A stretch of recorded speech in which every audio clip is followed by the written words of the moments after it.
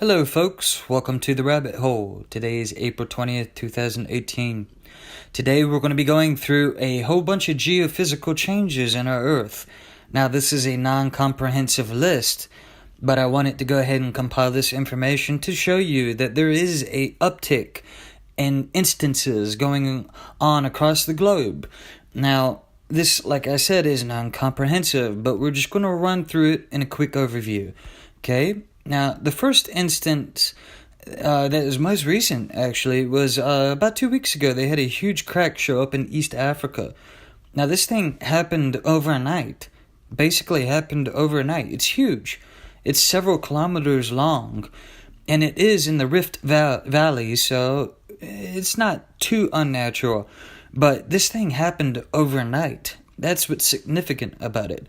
Now, the article goes on talking about the change and how scientists are speculating the causes of it. Some are saying it's Teutonic in nature, some are saying it's weather-related. I'll leave that up to you. Another article covers that on CBS News. Huge crack opens up in Kenya, but what's causing it? So, that's a good question. It's 50 feet deep, 65 feet across, several kilometers long. Happened basically overnight, folks. That's the key. That's the strange part about it.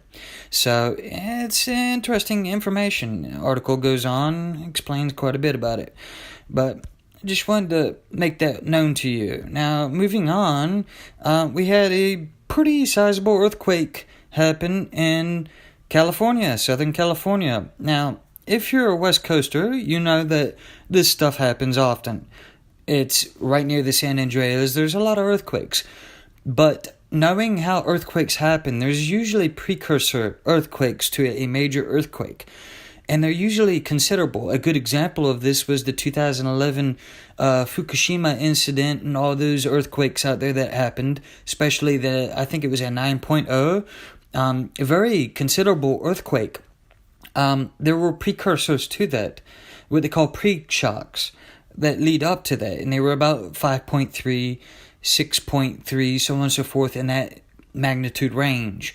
Now, so I'm not saying that this is, but this is good to know. It's a magnitude 5.3 that happened very recently, April 5th, 2018. They just had another earthquake too, that was significantly less. It was about a 3.5 or so, and it was in the general area range that this is. But it's worth noting, so I just wanted to bring that to your attention. Now, moving on, we're also going to look at some other instances across the globe. There was an earthquake that has rattled Iran's southern nuclear province. Okay, and this is quite interesting. It happened in the southern region of Iran near Bushehr, or Kaki. I could be saying that wrong, but it was very significant, 5.9. Okay, and it's also good to note that back in 2003, they had a 6.6 magnitude quake in the same area, and it destroyed the city of Bam, killing about 26,000 people. Okay, this is the southern region. Now, I also want to let you know that over here in Saudi Arabia, in this general region, they also had a huge crack show up, basically in the process of a few days or so, and it was found in Saudi Arabia, a huge crack just like the one that happened in Kenya. Now, I couldn't find an article on that, but it did happen. There is footage of it. And that's another instance I just wanted to let you know about. Moving on. This happened a little while back, but talking in geophysical sense, things happen over a process of time, talking about those precursor earthquakes and such. So I just felt that this was important to mention. That in November 2015, there was an article about a huge curiosity that happened, a big gash in the Wyoming's Bighorn Mountains. And they were significant. They were huge. They were very big. So, definitely worth looking at. And it's their speculation as to what the cause was.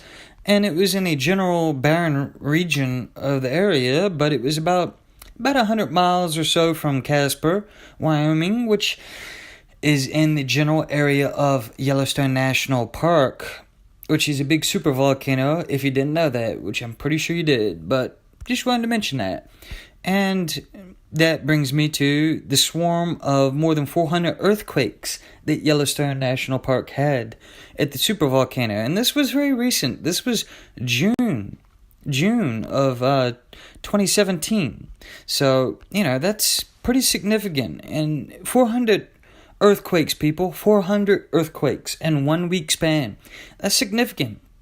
Now, this stuff does happen, but this is a supervolcano. Now, I want to remind you about that precursor earthquake stuff going on. And it's known that major events tend to have precursor events.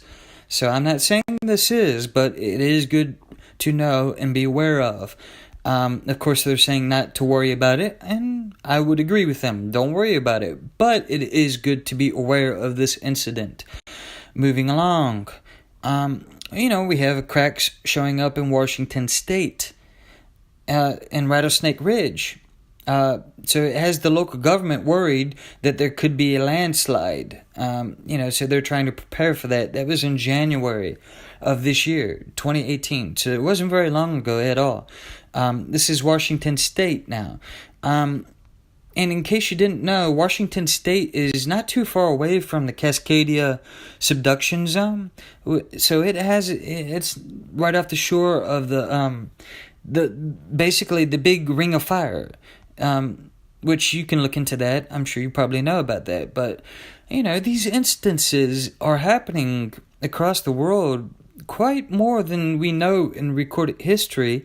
It could also be that information is more easily obtainable today. So maybe that's another reason, but there are a lot of instances going on, and I'm not including the ones that are related to fracking or could possibly be related to fracking, such as earthquakes in Oklahoma, earthquakes in Ohio, even earthquakes in the Detroit, Michigan area that just happened in the past few days here.